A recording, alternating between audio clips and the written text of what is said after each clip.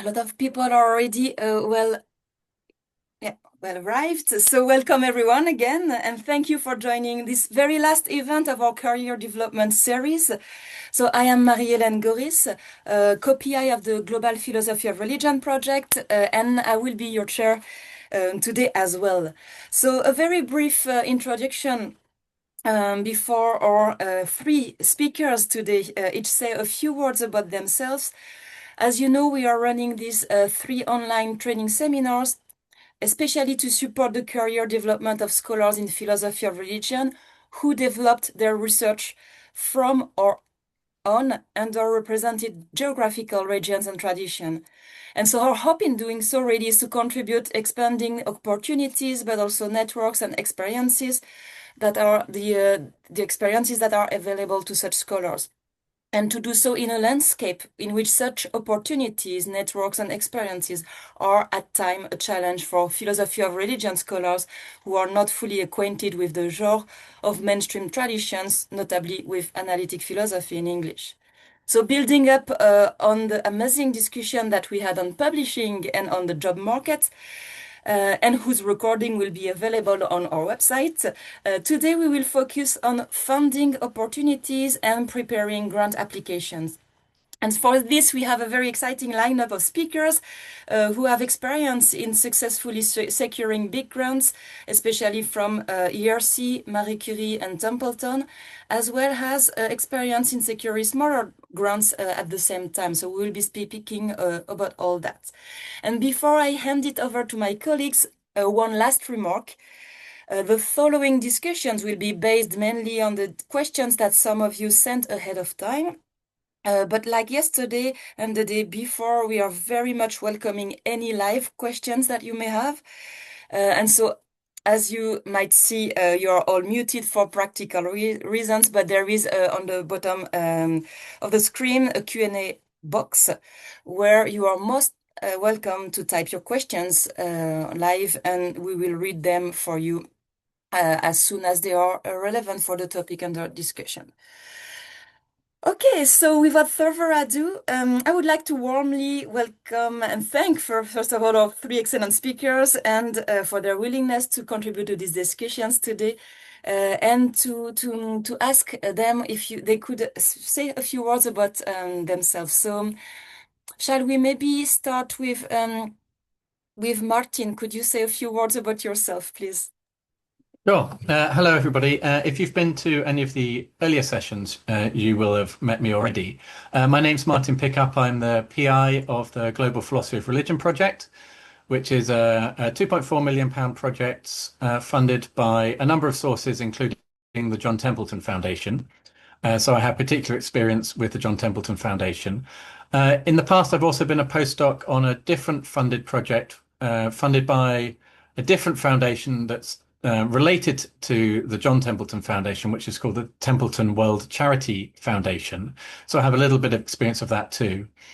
I've also been involved in funding bids and reading colleagues' applications for other funding, usually from UK-based funders. So I have some expertise relating to UK-based funding opportunities as well. And I'm looking forward to being able to share some of that with you. Wonderful, thank you so much. Ayşenur, now could you say some things on yourself and introduce your grant experiences? Thank you very much, Marie. I'm Ayşenur Ünügür-Tabur. I'm currently a Marie Curie postdoctoral fellow at the University of Birmingham and a member of the project of Global Philosophy of Religion. I had my bachelor's and master's degree at Ankara University in Turkey. Then I had my PhD in Germany at Augsburg University in philosophy. I had also some postdoctoral experience in Germany, supported by some local German funding bodies, and I'm familiar with the general schemes, postdoctoral schemes in Germany. Since last year, I'm at Birmingham University. In the meantime, I had 3 years of maternity break, career break.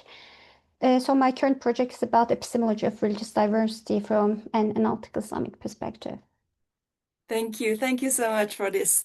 Andrea, yes, I don't know if you're still here. Yes, I'm here, but my camera seems to have been disabled, but okay. But as Yeah, long it as you're here, says that's the main okay, important very good. point. Very Good. good. Okay, so yes, I'm Andrea and oh, sorry. Okay, now I think I can start my video. Anyway, so I'm based at the École Pratique des Études in Paris, at PSL University. So I'm currently the PI of ERC, a Consolidator grant, MANTRATANTRAM, and I'm lead researcher in a synergy grant, MANTRAMS, based at various universities in Europe and the UK. So I'm basically my main topic is tantric traditions from a trans-regional perspective in South and Southeast Asia. I've also got other grants in the past from the French Research Foundation, also other smaller grant from the American Academy of Religions, and I've done quite a bit of postdocs, well, in the Asia Pacific, mainly in Singapore, India, Australia, and I did my PhD in Leiden in the Netherlands. Okay, thank you. Thank you very much. Yes, before we dive into the more precise question and the nitty-gritty details of grant applications, I was wondering whether you could, each of you, share with us one top tip on grant applications especially for junior scholars who will be mostly based in the Global South and or working on global philosophy of religions topics in the Global South. Yeah. So, Martin, could you start on this one tip if you have one to pick?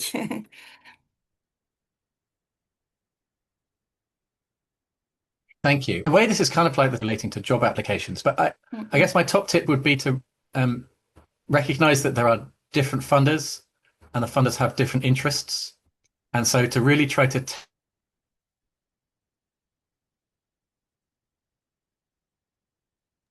We lost you, Martin.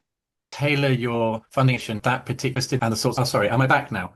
Yes, you're back. Yes. Can you, sorry. My top tip would be to tailor your application to the very particular funder, or even within the funder, their particular funding call, because different funders are different and interested in different things and judge applications on the basis of different criteria.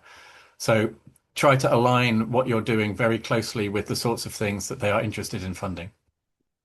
Thank you. Thank you. That's very helpful, Martin. Andrea, any top tip you'd like to share? Yes, well, a very practical one. My advice would be to start with small grants first, because there is a certain, well, there is usually big grants tend to be attributed to those who already successfully secured smaller grants, but at the same time, don't do like me, perhaps don't collect too many small grants. I think I spent a few years just, collecting small grant after small grant, and that's not really good. So go for the next big thing, after you manage to secure a small grant. I think do not hesitate. If I may have another tip, be yourself. It may sound a bit silly, but I think it's a very, effective. Don't try to mind read prospective, members of committees, or even listen too much to advice that other people may give you, because if you ask 10 different people, they may have 10 different advices and they may not correspond to those who will actually assess you. If you know what you want to do, and that kind of self, if you believe in yourself, that will transpire from the proposal. So just be yourself and go for it, and fingers crossed. Amazing. Yes, thank you. Thank you so much for this. Ayşenur, yeah, one top tip from you or two. Well, actually, my top tip maybe would be to have a successful application in front of you while writing an application, particularly in case of Marie Curie fellowship, because thereby you can understand the framework of the application, because Marie Curie is not an application, a purely research grant. It is a kind of fellowship, and it has certain criteria. As Martin mentioned, there are different criteria. And you should really understand how to narrate your ideas within this specific proposal.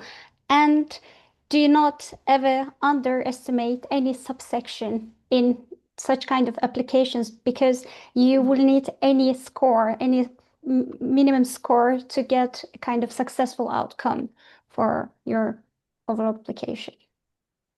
Awesome, amazing, thank you. Yes, that's great. I think I'm already learning quite a lot. So yeah, then we have a lot of selected questions already, but before let me just remind to everybody that you can type in the chat as we discuss, and we will take your live questions into account as well.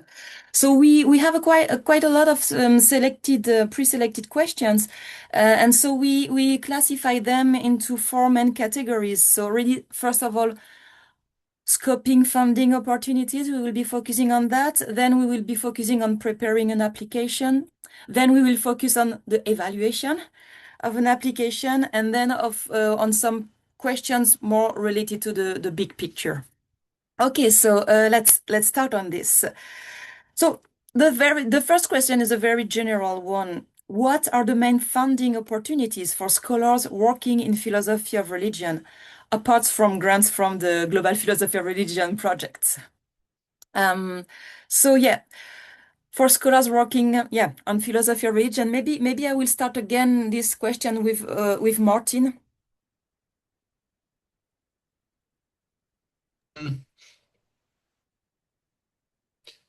A question, and it's a little difficult to kind of.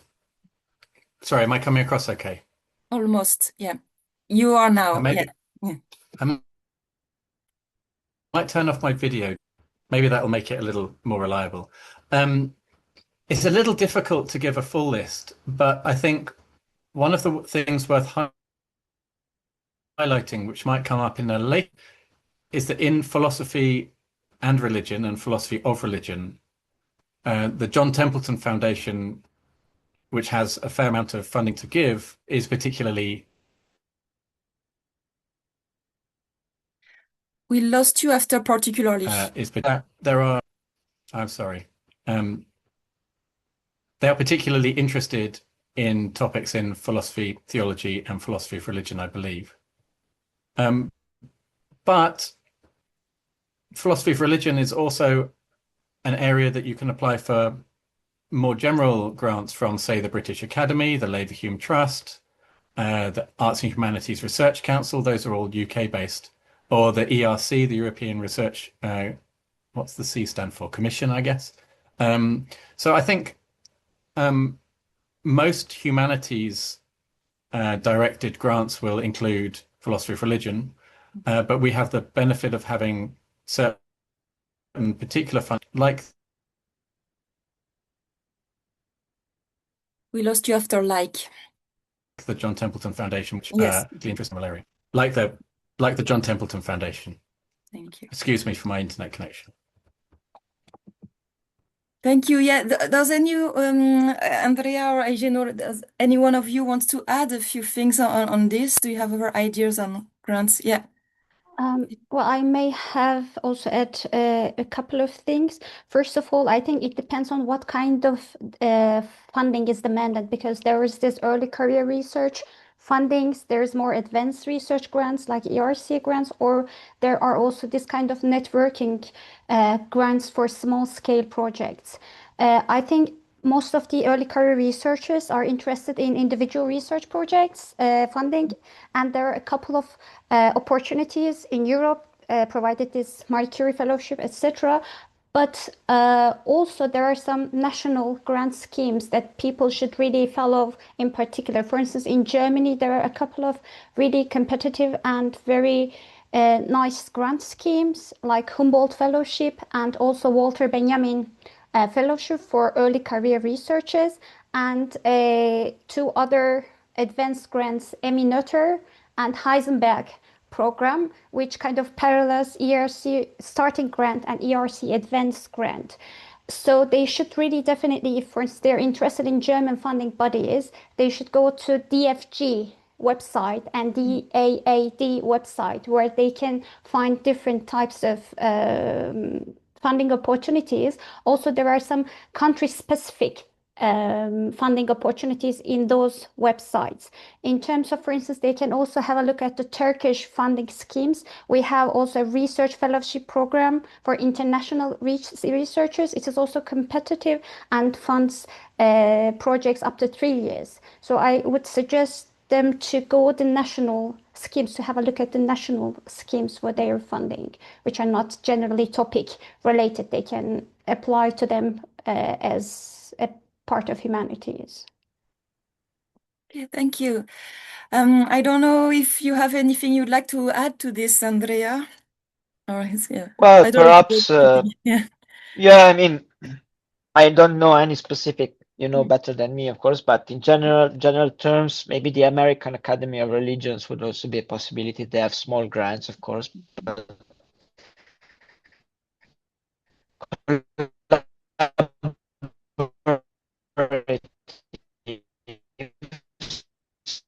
so I myself benefited from it at least 2 times. They can do this PV, and that would be a stepping stone for a larger grant. And of course, as my colleague said, yeah, the national, you know, funding portals, but also the ERC, although the ERC is a lot more complicated and it involves having a contact already in the university, in a chosen university, in a chosen European country. So it's a lot of work to be done. Yeah. Thank you so much for this. Yes, so moving on to the next questions on funding opportunities.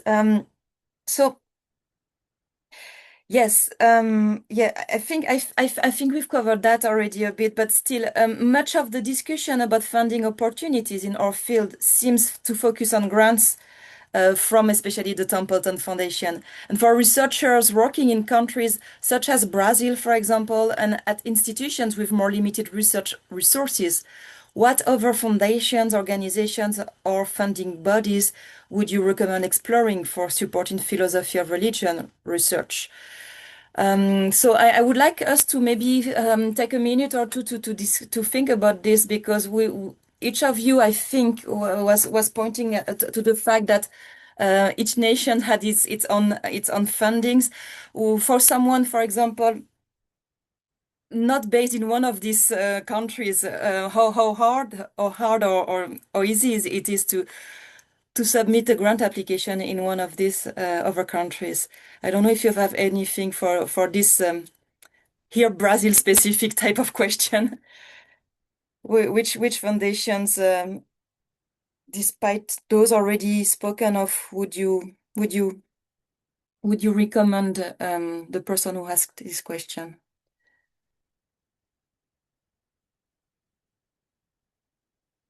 Perhaps I can jump in. So I think this is. Can you hear me okay? My internet apparently is. Yeah. I think this is part of the challenge, not just for researchers based in the Global South, but more generally to work out what's available where. And there are lots of specific opportunities. Like, for instance, the University of Birmingham has some specific funding available for partnerships with researchers based in Brazil. And also for partners based in India through its India Institute and through its Brazil Institute. But you wouldn't necessarily know about this, right? So unfortunately, I think part of the work in doing funding applications is just spending quite a lot of time building up your knowledge of what's available for people in your particular circumstance. And that involves, you know, the usual Googling and using ChatGPT and all those sorts of tools to try and just generate for yourself your own personal list of what sort of funding opportunities might be available to people in your situation. I'll put a couple of the relevant ones in the chat. But for instance, the British Academy has some funding which is specifically designed for international collaboration. So for people based in the Global South, that might be the sort of thing to look for, stuff that is explicitly aimed at international partnerships or collaboration that may be based in Germany or in the UK or in the USA or so on. So yeah, I think there isn't really a shortcut or a single repository of information about what's available. So it is just a bit of a task to find out what's available where. But in principle, I think quite a lot of opportunities are available, and there is an increasing awareness that collaborations outside of the usual Western networks are very valuable. So I hope that there are increasing numbers of funding opportunities. Yeah, and if I may jump in, I think that there are a lot of also, oriented. There are also a lot of available possibilities and opportunities in linked with the area of studies. For example, I'm thinking of a big mailing list like that of Indology or SARI list for South Asian scholars working in link with the IIR or things like this. So there are, for South Asian studies, there exist a few mailing lists like this that will enable you to not only network in a quite straightforward way, but there are more than that. But they will also advertise regularly funding opportunities. And so, of course, for each area studies, it will be different. I know the South Asian one, but there will probably be a lot also on Arabic studies or Muslim studies or Middle East studies. I don't know where we, but it's not necessarily directly about philosophy or religion. But yeah, those can give you very good grants also linked to your area, the area of your topic of research. Yeah, so anything from any other participant here? Not on that. Thank you very much.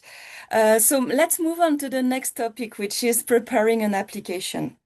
And of course, we can come back to the scoping of the grant opportunities whenever each of the someone in this group has any other question. But so moving on to preparing an application, the first question we receive is quite a general but a very important one. How do I write an effective grant application? So with this big general question, may I give the mic to you, Andrea, to start walking us through this? Well, yeah, that's tough. That's a tough one. I mean, well, maybe first of all, I mean, in order to write a successful application, you need to speak to the target. I mean, you need to adapt to the framework you're applying in. So I would say each framework is different, each funding framework is different. So first of all, you have to make sure that you're writing the right application for that program. Then I reiterate my earlier advice, be yourself, be sure of what you want to do. I think that there needs to be some enthusiasm, of course. If you have enthusiasm and passion for the subject, that will transpire from your grant. So I've seen myself quite a fair bit of ERC grant applications, and they looked all different in a way. So there is no standard format. It's really, I am having a hard time for you to give you an advice. I just repeat, be yourself. If you think your idea is good, just go for it. Of course, you have to be, as clear as possible. Maybe avoid too much jargon. Keep in mind that your evaluators will be probably a wide, selection of people with different backgrounds. That is something that I was really struck with when I was interviewed by the ERC committee. So I actually got questions I didn't expect to get. And I also talked with other PIs who got funded, and they all had the impression and the interviews didn't go well because they received tricky questions that they could even think about. So keep that in mind. Try to, yes, be mindful of the fact that you will have people not working on your discipline. Maybe a just very basic advice, and this time and age, be careful when using AI. I think the ERC, for one, has a kind of automatized, ways to detect the use of AI, and I don't think they are really still ready to, accept that. So it's very important that you just make an effort to write the grant yourself, and that complexity that the human writing can do will definitely show. So I think it will be a much better proposal. Of course, you can look for the sources, you can use AI for other things. Finally, what can I say? Well, I mean, of course, it's maybe there is some other question later. There will be, it says, how you make sure that you don't compromise on the originality of your proposal, but at the same time, try to please possibly, the kind of, requirements of the funding body. Yeah, this is a tricky part, but keep your eyes open, know what the field is doing, what other people are doing in the field, what university departments, funding body are increasingly oriented towards, what are the new trends. For example, in my case nowadays, a fair bit of research is transregional, transcending national boundaries, cultural boundaries, geographical boundaries, is kind of not so fragmented into different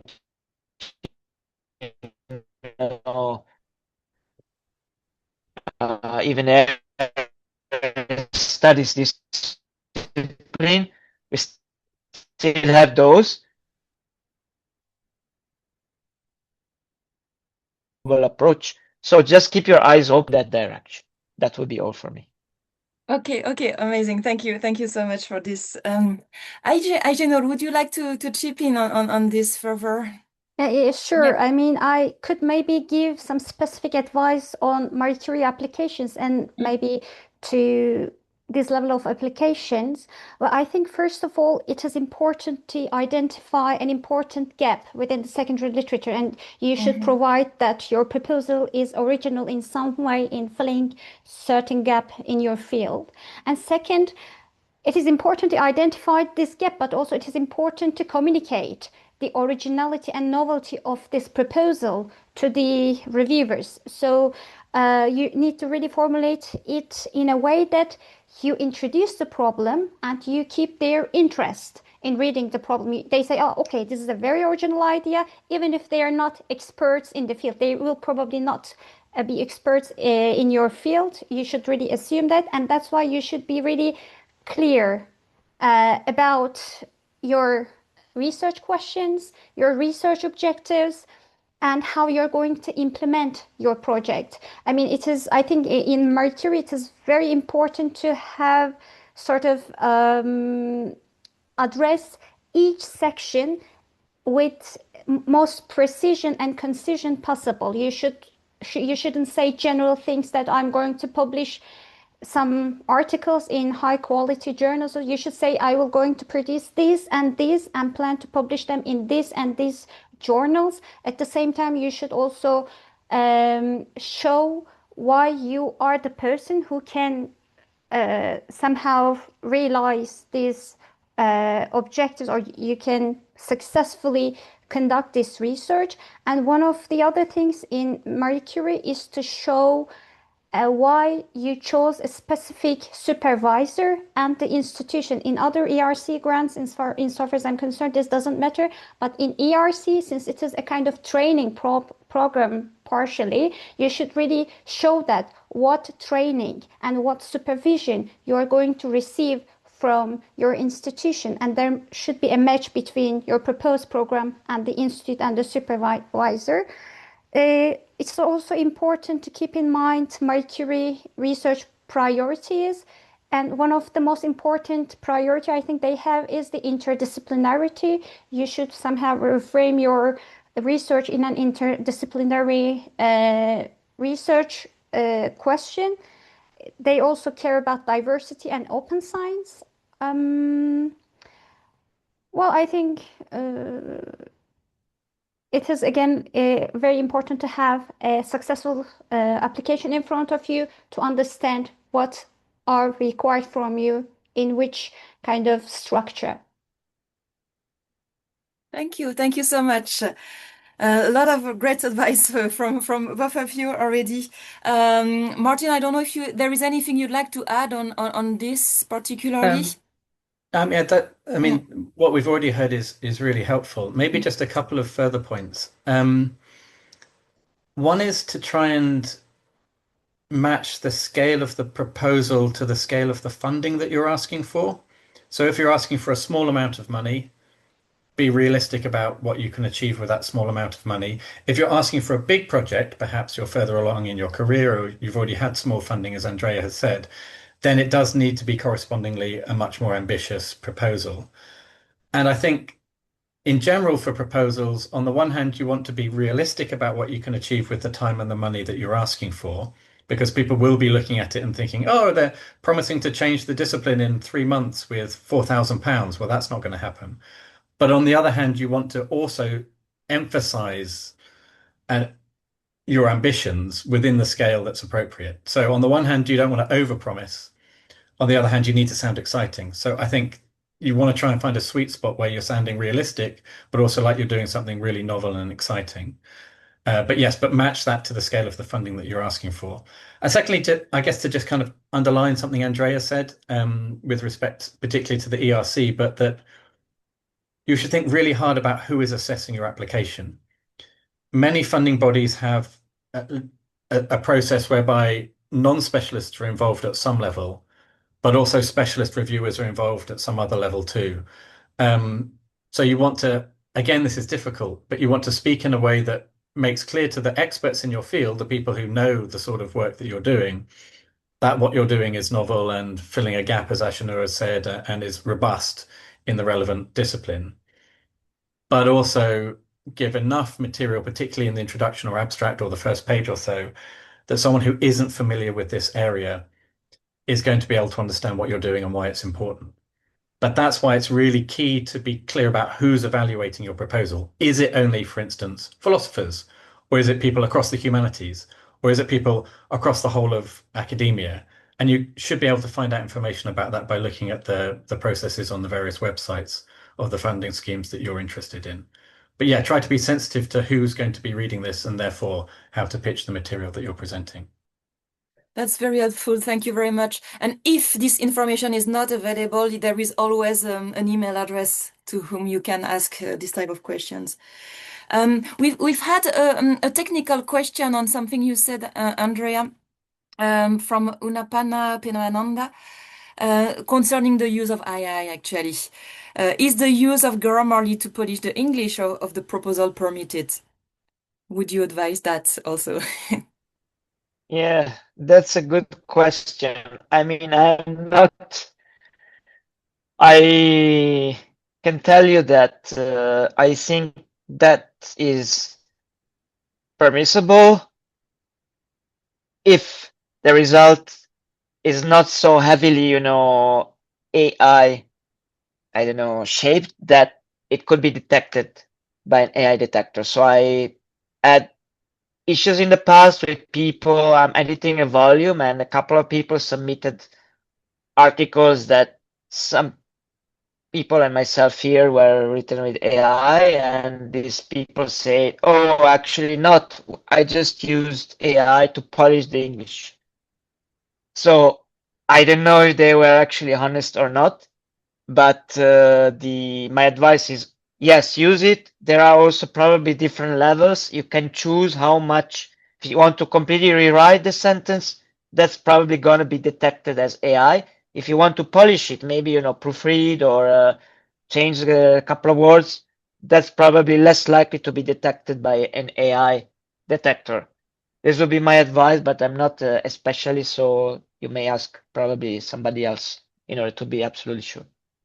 Thank you. Thank you so much. And I guess the different funding bodies, like a lot of institutions right now are drafting as we speak policies. We've seen on Monday that some volume editors were drafting currently policies for that. And so, and more it happens that you have to disclose this use of AI, even if it's for proofreading.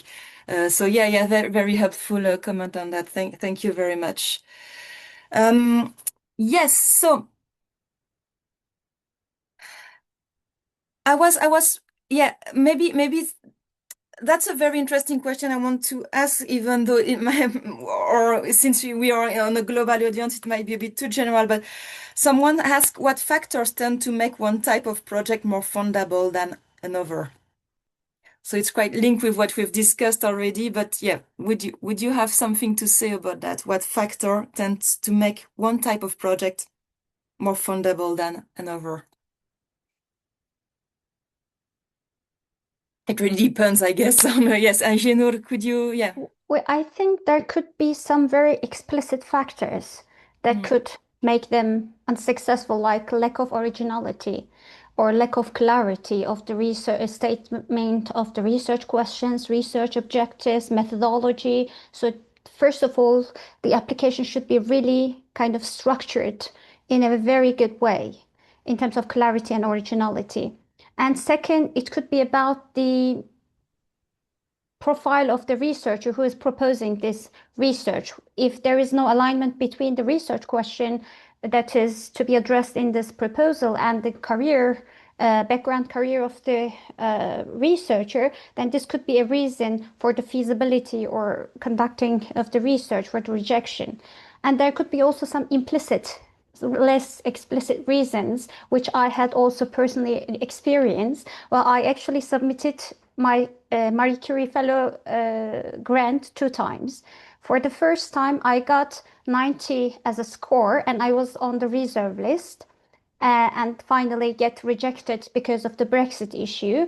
And second time, I got around, I think, 96 with the same proposal, but I addressed the points that reviewer raised in the proposal concerning the proposal. And my problem was that my excellence part had almost got the full score out of 5. It was almost 5, but I understated the impact of the impact side on the success of the grant application, and I did not really address the risk part and the mitigation of the risk related to my research in a substantially good way. And this was the reason that my proposal did not get enough score.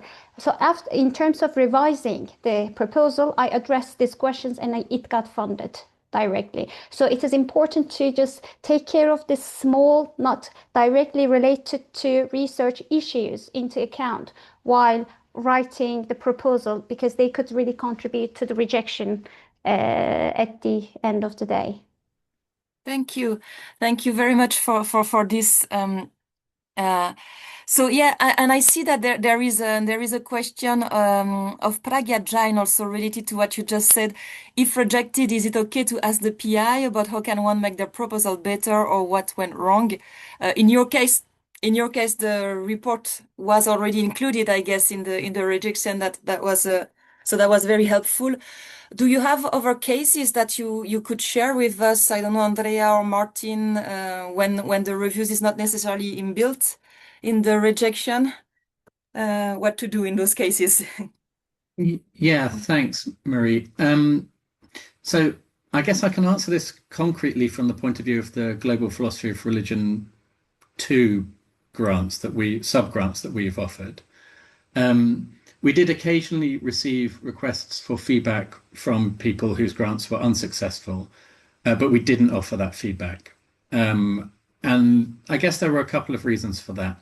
One was that we felt like we should either offer feedback to everybody or nobody, but given the volume of applications we had and the fact that they were all discussed at length amongst a committee, it would have been very difficult to provide substantive feedback to every applicant. And so there's a kind of pragmatic concern. And then I guess, secondly, it felt like, I guess to some extent, part of what we were looking for was an ability to interpret and understand what we were looking for on the basis of the published information, and then craft a proposal that met what we were looking for. And lots of them did. They just were too many good ones, and we had to make, judgment calls. And I suspect going into the ins and outs of the judgment comparative calls wouldn't have been helpful to anybody. So I guess in that particular instance, we didn't give feedback, but it wasn't at all a problem for people to ask for feedback. So my advice would be, if you've received a rejection and not had feedback, feel absolutely entitled to ask for feedback. that I can't see how that would be taken badly. But it's probably not reasonable to always expect feedback in certain circumstances. So fine to ask, but it's not guaranteed, I think would be my view. Thank you. May I keep you, Martin, for one more minute, because the first question might be also Sure. very interestingly linked with the Global Philosophy of Religion project. Maybe the founders have their own ideas for the research they want to see. How okay is it to modify your research idea according to the founders' interests? And I will be asking that to the others also. Sure. Yeah. Yeah, that's a good question. And to some extent, I think Andrea's kind of flagged this as a kind of something to think about as well. And whilst it's so, I feel like I'm going to say this in answer to a lot of the questions. I feel like there's a balancing act here, as there is in terms of scope and as there is in terms of presentation. On the one hand, it's really important, as Andrea has already told us, to be yourself and be true to your ideas. And if you don't do that, that's going to come across. And you also need to be, what you're suggesting needs to be well grounded in your previous research, your accomplishments, your research trajectory, as Ayşenur has said. So being the right person for that right type of research is important, and doing stuff that's genuinely what you're interested in doing is really important. But at the same time, I think it's totally reasonable and pragmatic to present your research in a way that particularly appeals to keywords or key concepts that the funders are interested in. And possibly, individuals have this choice to make about their own research trajectory, whether to allow possibilities of funding and the things that funders are interested in to some extent help to decide between. I mean, we all have multiple different paths for the way our research could go. Some of them are more fundable by certain funders than others. And you can be very high-minded and just go for whatever interests you most. That's a perfectly legitimate approach. But you do maximize your chances of getting funding if you allow yourself to focus on things that you are interested in, but that also are likely to be fundable, and spend less time on things which you're also interested in, but which are less likely to be funded. So I think individuals have to make their own pragmatic calls about how much they feel it would be within the scope of what they're interested in to kind of craft their research trajectory in a way that enables them to apply for certain sorts of funding. That's a bit waffly and not very concrete, but I guess that's that's important. Thank you so much. I don't know whether Andrea or Ayşenur, you'd like to add something to this, or No, I think I just completely agree. I couldn't have said it better than Martin said it. And maybe Andrea, you would be the great person to answer the third question of this same person concerning not the drafting of the application itself directly, but also the choice of the scholars who will write recommendation letter for you, which is also part of the application. So the question is, are recommendation writers interested in reading your proposals and to make substantial suggestions in them? And how to choose them wisely. Yeah, indeed. That's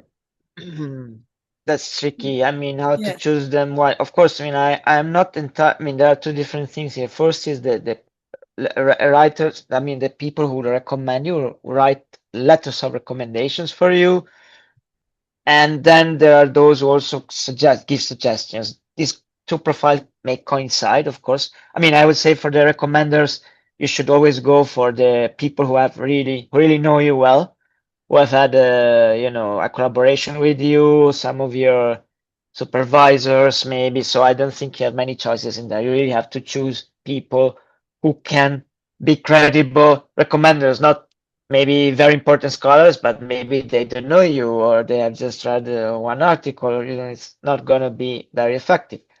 On the other hand, I don't know if these people may always be the best readers for your proposal.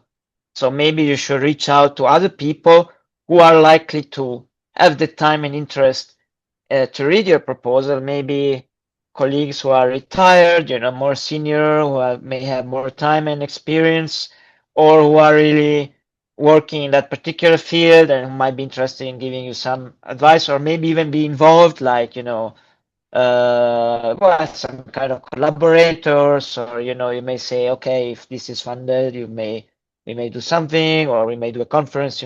So try to really get good feedback from people who are not just big names, but people who already know the subject and can give you some meaningful advice to you. Yeah. Thank you very much. This is very useful. I don't know if any whether Ayşenur, you have something to say about which type of recommendation letter, so to whom you would ask this, or to whom asking to revise, maybe make substantial suggestion to your applications. If you have this is the most difficult part for me in terms of my applications so far since the PhD. I mean, I also had to ask lots of people for recommendation letters and still keep asking for them as my career develops. But I think some schemes already require or specify the recommendation letter. They say one should be from your PhD supervisor, and one should be from an external kind of person, and one from this person. So in this case, we don't really have too much option for picking up the persons. But fortunately, I think many schemes, in so far as Marie Curie doesn't ask for recommendation letters, which is generally unlikely for this career stage, it is good. Also, I think the German DFG may not, I don't know if it didn't change its kind of criteria. They do not also ask for recommendation letters. But if, of course, you're asked, the first person you should go is your PhD supervisor. Otherwise, they could question why they didn't get a recommendation letter from their PhD supervisor, whether there's kind of problem between these two people. So then go follow the rules of the specific application or selection of the supervisors. Thank you. Thank you very much for this. I'd like to ask one last technical question on the application, and then turn to the big picture questions, so we have time to see them also in depth.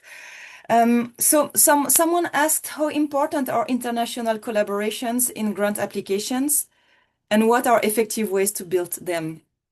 This question about networking came several times in the session. I think it's an important one. So any of you would like to start responding to this?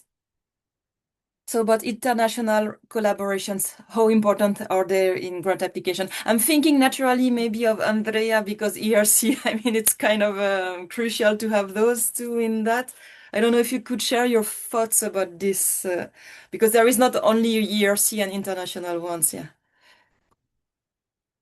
Yeah, indeed. I mean, of course, how can I say no? They are not important, but also do not overdo or again assume that they are in every case necessary, or I really think it depends on the nature of the research you want to do. Maybe for people, I would say for people based in the global north, well, it would be good to have collaboration with the global south and some transfer of knowledge, Vice versa, I mean, it would also be good to show that you are acquainted with let's say, your academic models in overseas outside of your main. So for international collaboration, that's also a form of international collaboration, so that you are acquainted, you have worked, or you want to work with people outside the framework you are normally operating within. You see, so this would be, I think, pretty much every proposal could have that. Do not overdo, because I also know there is also a tendency to say, oh, we have to have a lot of collaboration with this, that. And I also know that some committees do not like that, because they don't really see the value of too much collaboration, but that you have to convince the people that collaboration is really good and you need it, and the other person or institute or notion needs it, and you are going to have a great synergy. This would be my. Yeah, thank you very much. Anything to add to this from your own experience, maybe? I don't know, Martin or Ayşenur, if you have, Yeah, I think international collaborations are great for all sorts of reasons, not just to make a funding application look good, but also for our own research. But I think it depends quite a lot on the scheme you're applying for. Some, they will be absolutely essential. In fact, the whole point of the scheme will be for there to be an international collaboration. And then you just, if you don't have one, then it's not fundable. Others may not be quite that way. So it may be quite scheme specific, but I think it's always a good thing.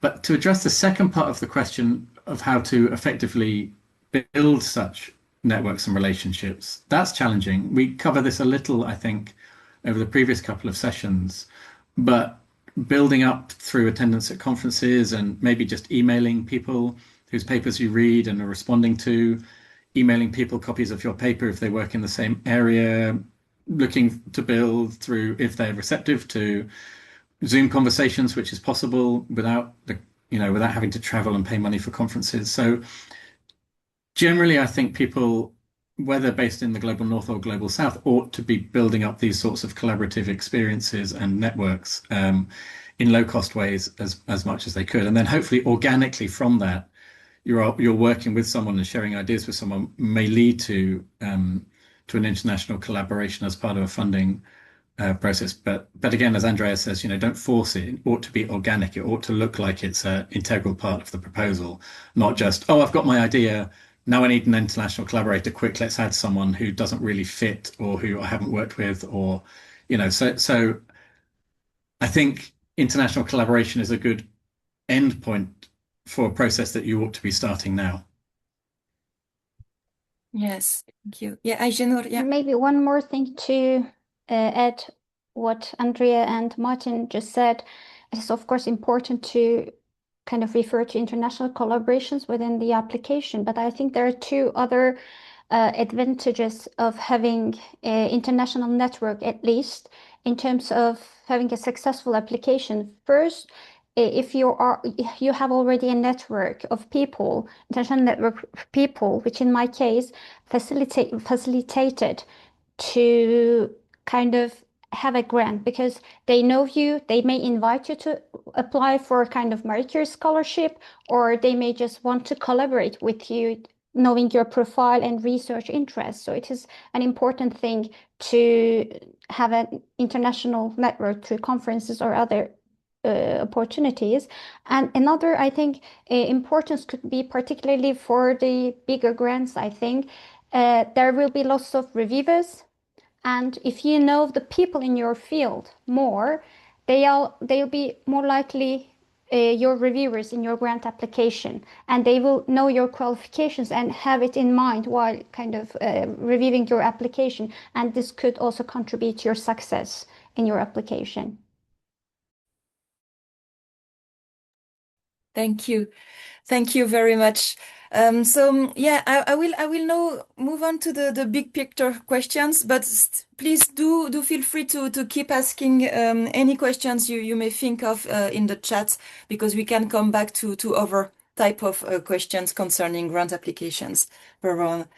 So the first question here is, what structural challenges do scholars from underrepresented regions face in accessing research funding? And how can we navigate them successfully?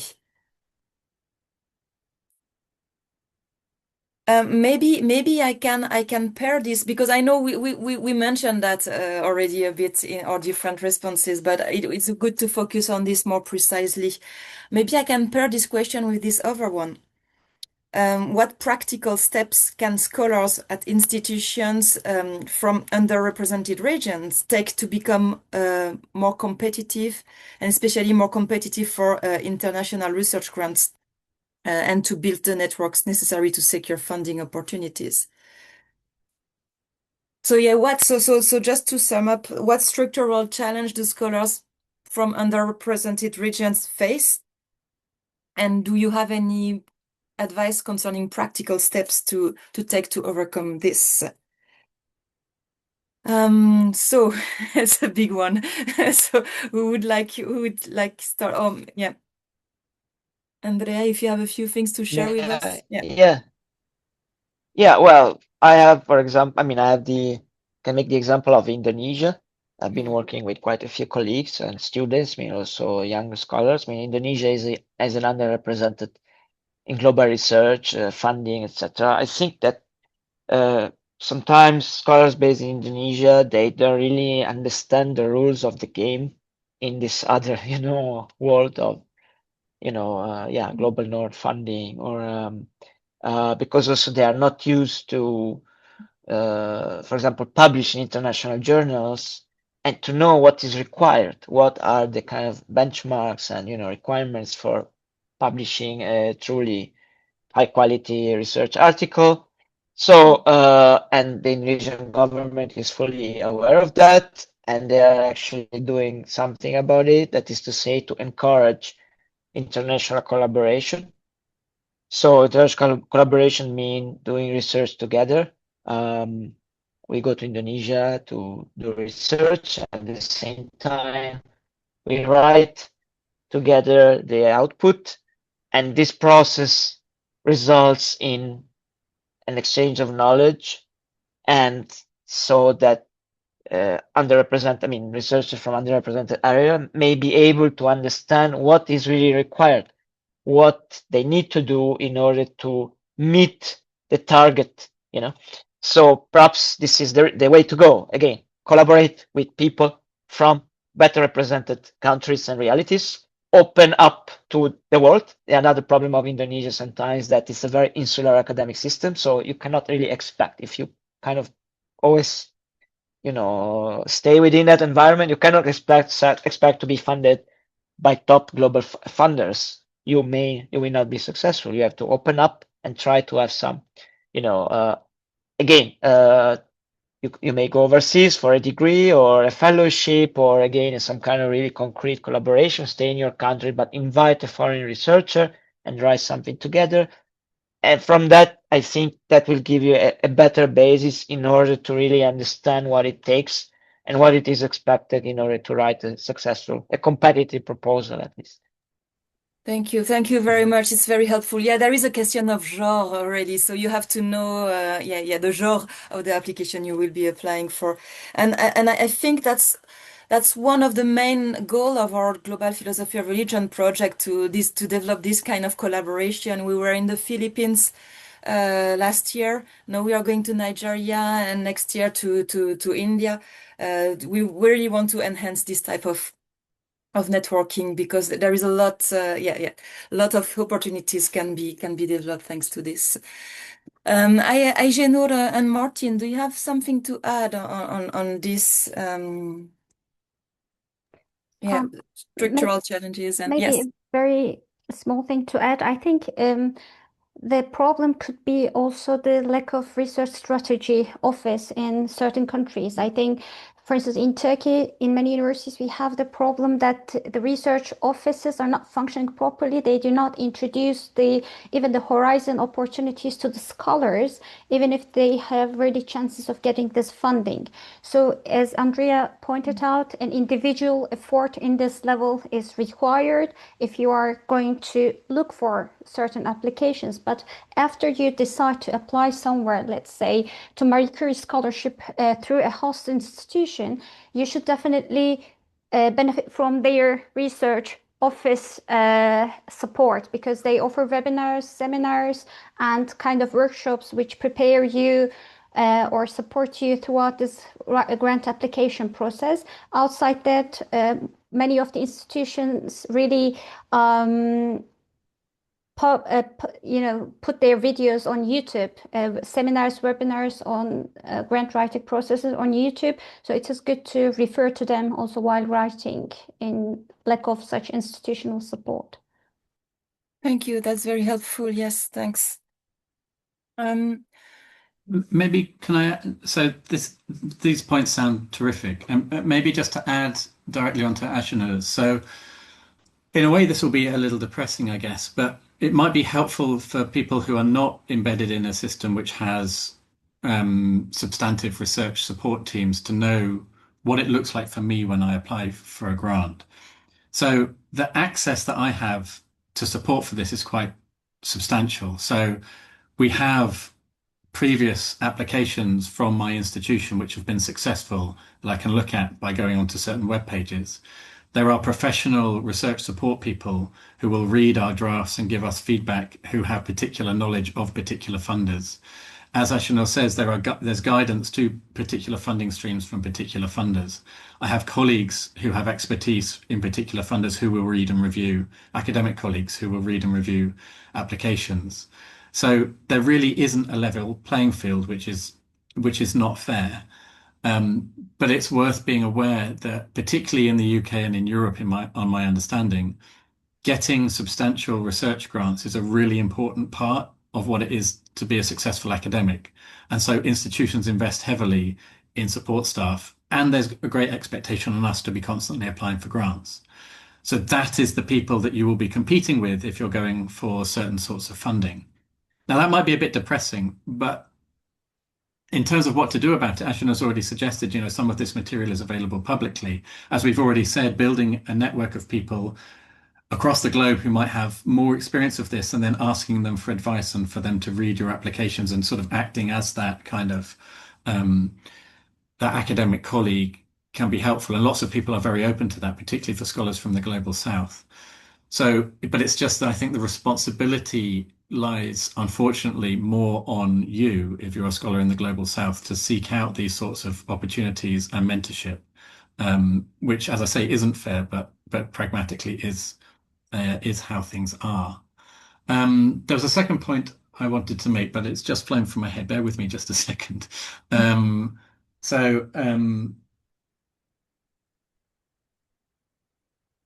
Yeah, maybe it will come back to me at some point. But yeah, so the story isn't hugely positive, but I think you have to be realistic. And yes, that was the second point.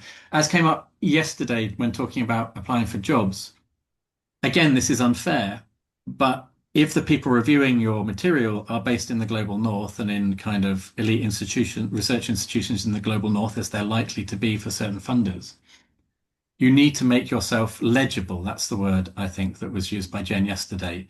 And that means, exactly as Andrea said, being able to publish in journals that are internationally recognized in the field, being able to present your research in a way that makes sense to people who are based in that context.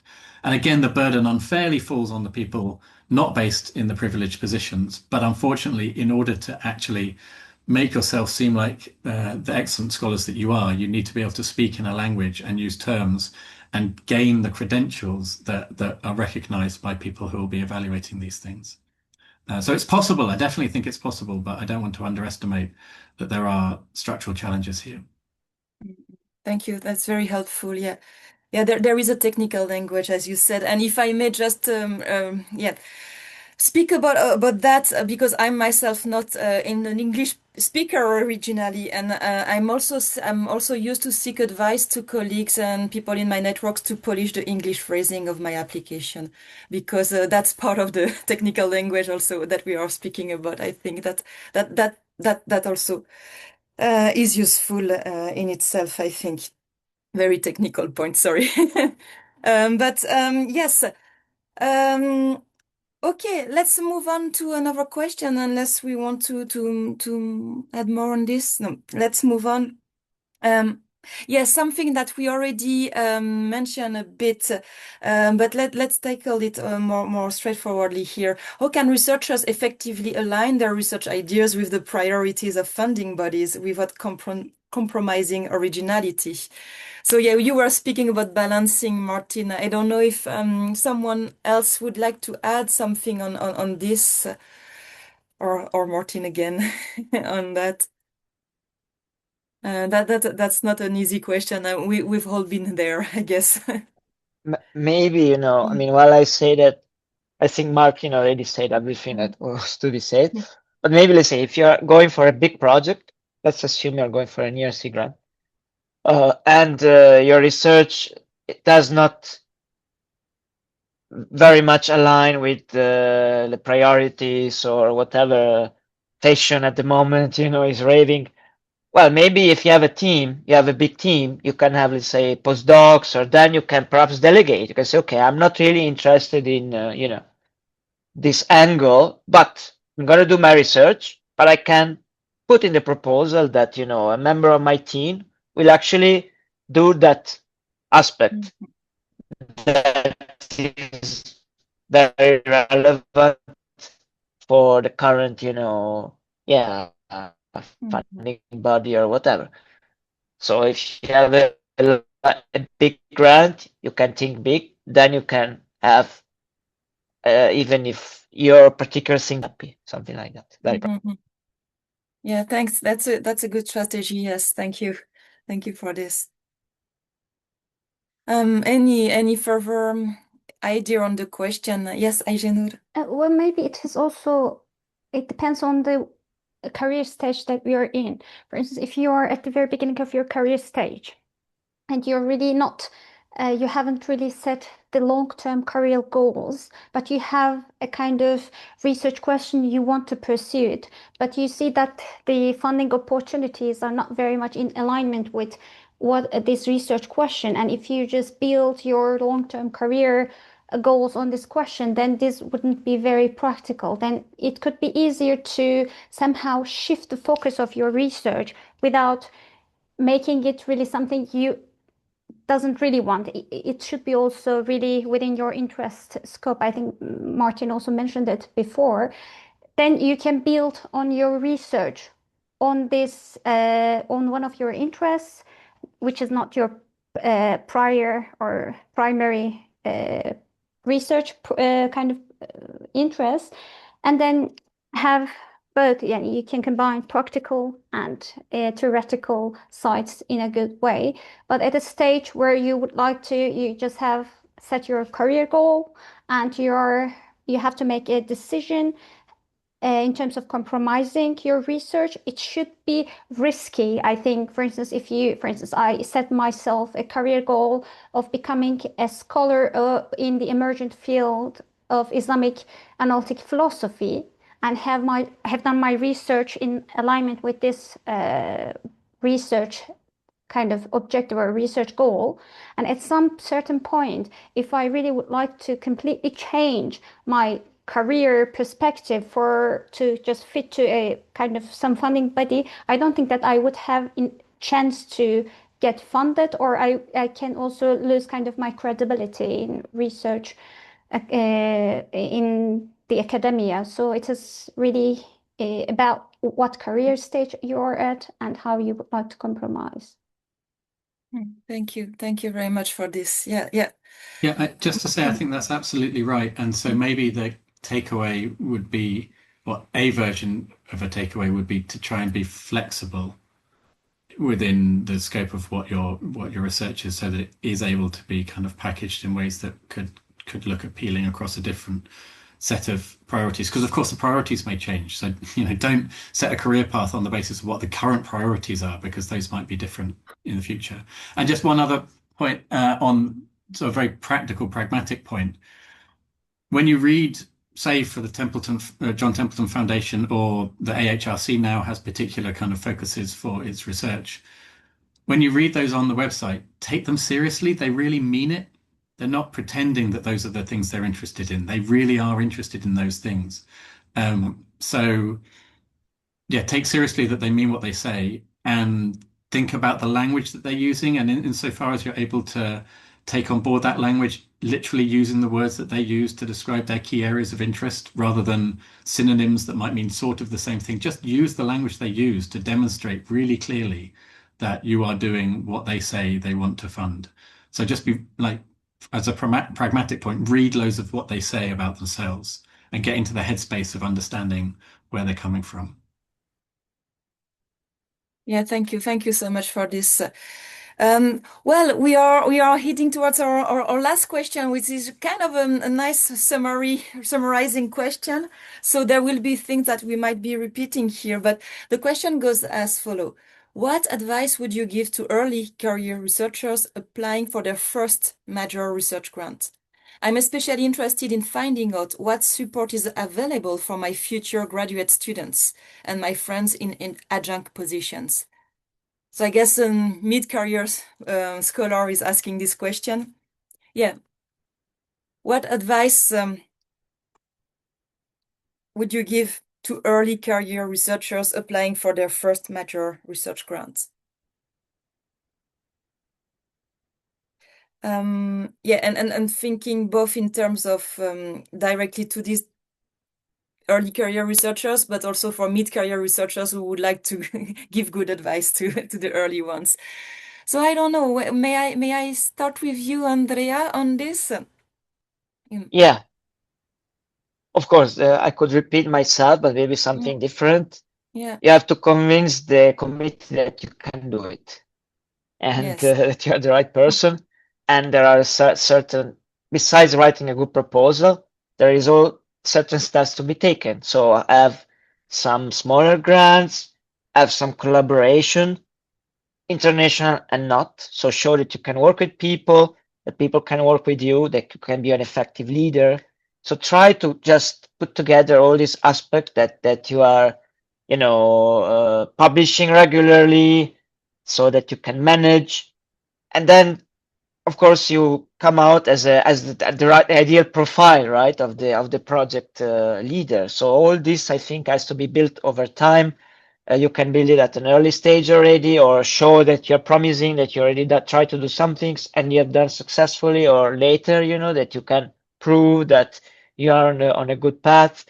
So this would be like build your own profile, and then of course write a successful proposal, take care of all these details, be very clear, try to believe in yourself and put you some enthusiasm and have an original ideas, but also be very, let's say, try to make sure that the proposal is feasible, because people will be experienced evaluators. They will immediately know if this is clearly unfeasible, or okay, this is feasible. This really makes sense, Yeah, so that would be my advice. Thank you. Thank you very much. Yeah, Martin, do you have something to add to this? Yeah, I mean, I think Andrea's advice is excellent, and hopefully the other things that we've said throughout the course of this session will be helpful too. I guess as a summary point, I think it's really, I mean, it's important for all sorts of reasons, but it's important to know oneself and one's own research. So for some people, the way that they inhabit the world, the way they present themselves might be to underplay themselves a little bit, to underestimate what they're offering.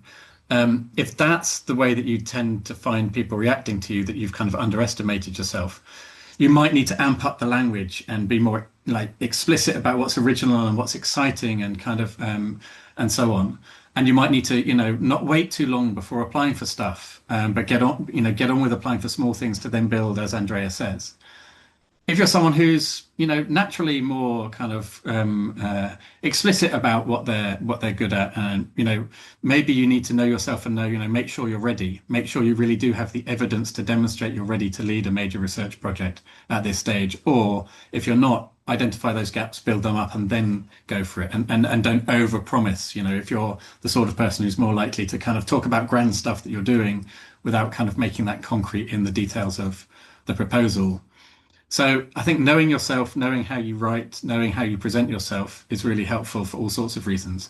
And then how do you know about that? That's where the kind of collaborations and networks come in. Send your applications to people, see what people say. Is it too ambitious? Is it not ambitious enough? So kind of try and curate your sense of how to pitch yourself, which may be an individual matter depending on your character and your experience. Thank you. Thank you so much for this. Yeah, I don't know, Ayşenur, if you had some final summarizing advice also for someone like this. Yeah, I totally the agree. first grant. Yeah. Sorry, I totally agree with Andrea and Martin's points. Yes. Maybe just to, you really have to establish a kind of narrative for your long-term academic career, and you should stand out as the person who could provide an excellent scholarship in this field.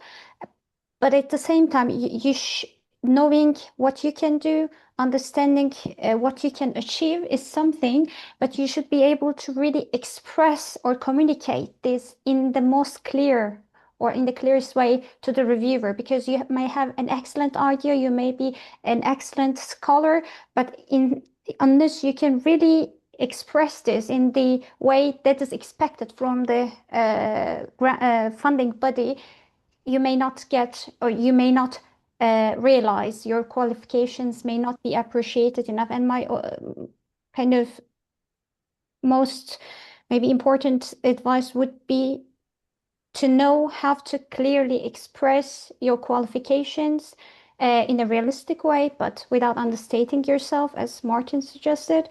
And this is, I think, somehow possible again by having a sort of sample proposition or sample proposal in front of you and seeing how people really write the grant in different schemes. So it is important to know how to express yourself within the grant. Thank you. Thank you so much. That's yeah, all this is extremely helpful. That's the advice I will I will keep with me and that I will share further. So I don't see any further questions right now in the chat. So if there are not any more of them, I think we can we I think we already I'm happy with the different topics we tackled and with the path we've took today. So yeah, let's give a stop to this session now, unless someone just would write a question right now. But I wanted to thank you, each of you, for this very helpful discussions. I hope they were also most helpful for you as participants. And just a brief reminder that you will be able to find a recording of this session as well as the other ones on publishing and job market on our Global Philosophy of Religion website. And then you should feel free to contact us. We will try as much as possible to reply. And that we are organizing, as I said, one conference in Nigeria in September and one in Mumbai in January.